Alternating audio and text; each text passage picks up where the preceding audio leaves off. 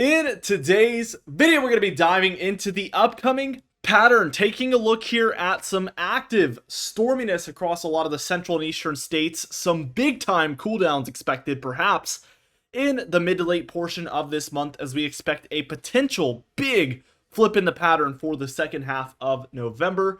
There is a little bit of tropical activity and even some snowfall expected throughout the country, so let's just take a look at things and dive into it. We're looking at 7 p.m. today on Saturday, November 9th. This should be the time that around when you're watching this video, and we do see a very, very broad low nearby Nebraska, South Dakota, and this is bringing with it a south to northeast flow of showers and thunderstorms throughout portions of the Midwest and deeper south here. We do see a little bit of a southern flow on the west end of things, bringing some snowfall to Colorado and Wyoming. And there is our very weak now tropical system out there in the middle of the Gulf of Mexico. Thankfully, this is going according to what we've kind of expected as far as the weakening and southern movement of this system. This has been great news because it did have potential. It was a major hurricane at one point, if you remember, nearby Cuba. And it could have impacted Florida or even the eastern Gulf of Mexico in general as at least a tropical storm, if not a hurricane. So we dodged a bullet with that one, and we haven't dodged very many bullets this hurricane season at all. So that's just great news there. We do see some activity across the Northwest here. Snowfall mostly on the Canadian side of things for the Cascades and Rockies there, and then some rainfall around for the coastal regions of Washington and a little bit of Oregon there as well. As we move towards tomorrow afternoon on Sunday, November 10th here, we do see that everything is kind of shifting eastward. We have a primary low here over south central Canada, a little bit of a more minor secondary low nearby Michigan, and this is bringing with it a very weak cold front feature and a kind of south to north flow of showers and thunderstorms still across some of the Gulf states, the Ohio Valley, and into some of the mid-Atlantic as well by this point. The west is much quieter, but we do have a very weak area of showers around for the northwest there, as you can see.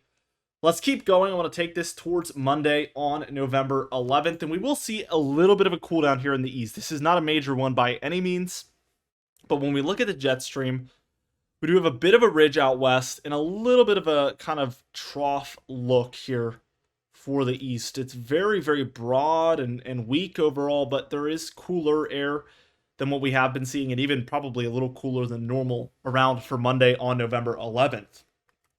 We have a stronger low up here in eastern Canada, is bringing snowfall to eastern Canada, and a little bit of showers near the Great Lakes and very far interior northeast. The southeast is seeing some showers around, even thunderstorms, so that is a possibility for these areas where a lot of them do really need rainfall. Somebody pointed out in the comments yesterday that, a lot of these areas did see some of that tropical activity, including Helene, where we saw historic flooding. So the Smoky Mountains don't really need the snowfall, or the rainfall better yet, but a lot of surrounding areas near the coast of North Carolina, Virginia, South Carolina are in need of that rainfall very badly. And thankfully, those are the areas that are getting it in particular here. We do see for the Northwest, activity is on an upswing. We see as far south as Northern California and as far north as all the way up here along the western coast of Canada. This is all coming due to a very strong low there over Alberta. Snowfall for the northern Sierra Nevada mountains, the Cascades, and even some of the Rockies there can be expected for Monday. As we head towards Tuesday afternoon, we see a couple of interesting features here. Actually, our primary low is going to be up here further north in Canada. A weaker secondary low, it's pretty decent though, still over South Dakota, will also be in place. And behind all of this, we do see snowfall for the Cascades and Rockies ongoing. So that is going to be kind of common here. We do see a kind of warmer flow now for the east, especially kind of over these more Ohio Valley and Midwest areas. If you reach the East Coast here, we actually do have a trough a little bit here along the eastern seaboard, but areas further inland, there is this kind of northern flow bringing warmer air.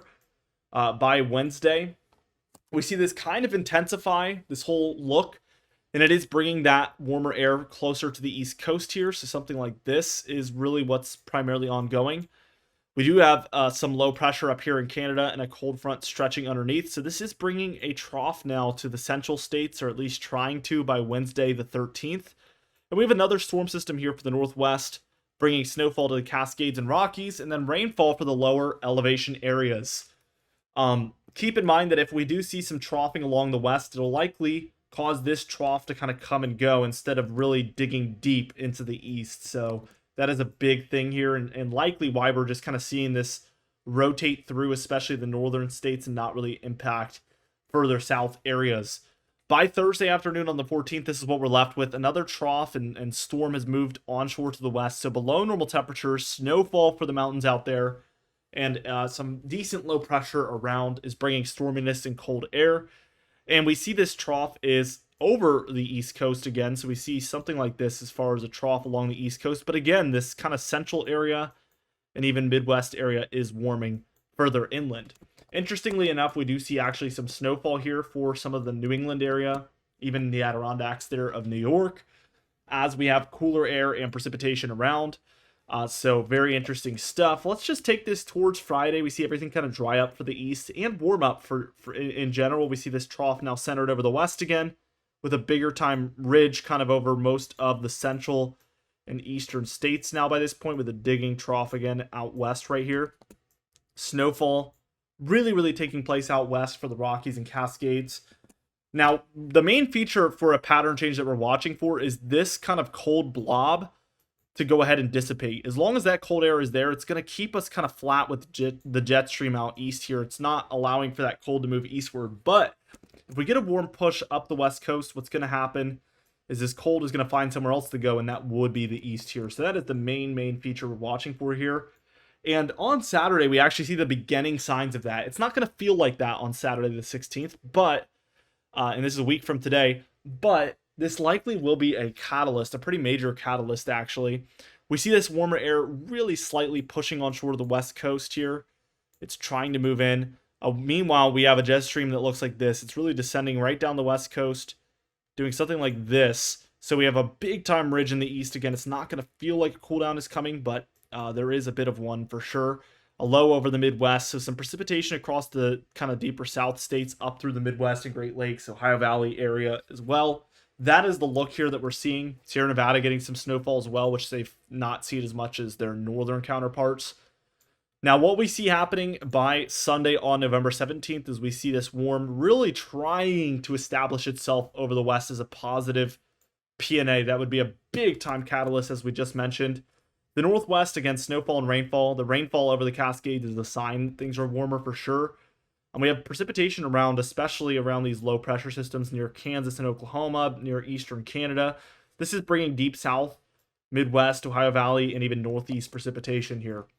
By the time we reach Monday, we still haven't reached the full cool down in the east, obviously. We're not really seeing that yet. We do see a stronger low taking place across Oklahoma, and this one clearly wants to have a little cold front and warm front action going on. So some warmer air pushing into the Gulf states here from the south. And what we're likely going to see is some cold air trying to move southward behind that low. This is indicated by the snowfall up here across the northern Rockies, Cascades, and even southern Rockies here in New Mexico. So let's keep going. By Tuesday, we get this low over the Great Lakes. That is going to be a pretty good position for this to be in. Dragging cold front, not too much of a warm front, at least not precipitation, but we do see the warm air tracking up the east coast, which it oftentimes does. We're going to have to see how much of this cold air can get pulled in. Right now, it's a pretty decent trough. Could be major, could be very slight, but really we're seeing still a very flat trough there. We see cold air as far west as the west coast, all the way to the upper Midwest. It needs to narrow down to bring deep cold. We're still seeing snowfall in the Cascades and Rockies here, so this is going to be a pretty big point. But here is when things get interesting. Wednesday the 20th, we do see warmer air really infiltrating the west coast, so a positive PNA wants to set up in there. And you can already see that this cold air is now centered over the central states, and it wants to push even further eastward. So let's see what happens by the time we reach Thursday. And look at this. We get a major low over the Great Lakes. This is aiding significantly because we get this strong cold front look underneath. And we get this warm air, high pressure look out west really taking over. So we see these high pressure centers, very high pressure, by the way. 1,044 there, 1,038 lower. So this is very high pressure. And this forces all this cold air to funnel in right here into the central states. Warm air is still impacting the East Coast, but that's going to come to an end here by Friday as we move forward here. We see for Friday, this is centered over the east. Very intense, by the way. So warmer air blob just centered over the entire western states. This cold air is digging very deep. We're probably seeing freezing, below freezing temperatures as lows as far south as the Gulf states, the northern Gulf states at least. We're seeing snowfall over the Great Lakes, Appalachian Mountain Range, really over the interior here. We have a very strong low, 974 over eastern Canada. This would be a major snowfall event for eastern Canada. And we're getting a lot of lake effect snow over the Great Lakes, by the way, as the wind is likely moving kind of in this direction. So we're seeing the warm waters see very cold air move over them. This would cause tons of lake effect snowfall, which we are seeing really abundant there around the Great Lakes by Friday the 22nd. Saturday the 23rd, it looks like it's lifting off, but we get kind of a second surge of this for the Northeast. And even by Monday, we still see cold around. But look out west, we still see relatively warm air and higher pressure around out here, and this is going to continue to allow this cold air to stay over the east. So this could be a massive and maybe longer term flip as well. So we're going to be watching this very closely. Here's the precipitation look. We see the Northwest is not struggling in the precipitation department, to say the least. Highly above average amounts there. And then we see from the south central states up into the Great Lakes, eastern Canada, Northeast, Mid-Atlantic, we are seeing really good amounts. The area that struggles the most is this kind of southeast corridor here, where we still stay relatively dry, unfortunately. I live right in here. I wish this looked different, and it did even on the last couple days of model runs. So hopefully this trend kind of flips back around for the precipitation in the east, but not looking pretty for some. Many others, though, are seeing much needed precipitation, which I am happy about. Again, highly above average here for the northwest. Also from the plains up through the Midwest, Great Lakes, and kind of some of the Mid-Atlantic and Northeast, as well as the Ohio Valley. But this south central and southeastern states, all the way up to the New England coastal areas, we're seeing below average precipitation still, as well as the Northwest here, seeing relatively dry conditions. Total snowfall, the southern Rockies finally kind of slowing down as far as what's expected out here. They've seen a ton, but we do see the Cascades, some of the Sierra Nevada, and even the central and northern Rockies seeing a whole lot of snowfall still. We're still talking about 1, 2, 3, 4 feet of snowfall, perhaps more for some of these areas in very high elevations. So very decent snowfall, especially in the Northwest there. Around the Great Lakes, if we saw a lake effect snowfall event similar to the one kind of projected here, we could see up to a foot of snowfall, maybe more, in some of these hotspot areas from the lakes. So keep that in mind. It's very far out, but if we do see any massive cold air, that could be what's on the horizon.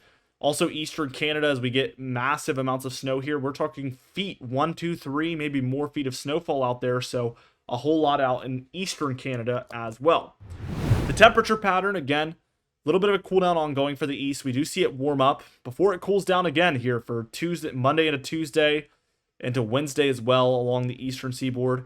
We warm up once again for a lot of the east. Look at all the cold out west. This is not allowing for anything massive to happen in the east yet. Matter of fact, kind of the opposite here. Massive warmth over a lot of the east because of this negative PNA feature out there. But we will see this flip. Look at the warmth kind of infiltrating the west, slowly but surely taking over. And the second that we get any sort of decent warm air for a majority of these areas here, positive PNA, we see a massive Arctic strike just take place across a lot of the east here. In the blues, we're talking 1 to 10 degrees below normal. Greens are 10 to 15. And then those purplish blues within the greens are 15 to 25. So we are seeing a ton of snow, of cold air here in these areas. Definitely far below normal temperatures. And again, just to kind of recap, we see this move in around Thursday the 21st. Friday the 22nd is the peak. Saturday the 23rd, it's relatively cold still. Sunday, Monday, Tuesday, we still have cold air around with warmth out west. This could kind of resurge and see another massive blow. So really interesting pattern. Could see a big time cold flip in the later portion of the month. Now the tropics, we do have Tropical Storm Raphael. We're not going to dive into the cone forecast because it's really just going to dissipate out there, thankfully. It is going to head south, so south in kind of like west of the Yucatan Peninsula here in Mexico, this really thin strip. Could see some rainfall from this, but it should be a very weak storm by then.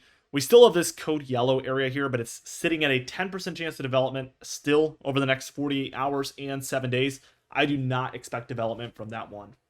Anyway, guys, thank you so much for watching this video. Be sure to subscribe. We do upload every single day. You can even hit the bell icon for daily notifications when we upload so you never miss one. Be sure to like the video if you did enjoy it. Leave a comment down below, and I'll see you guys in the next video.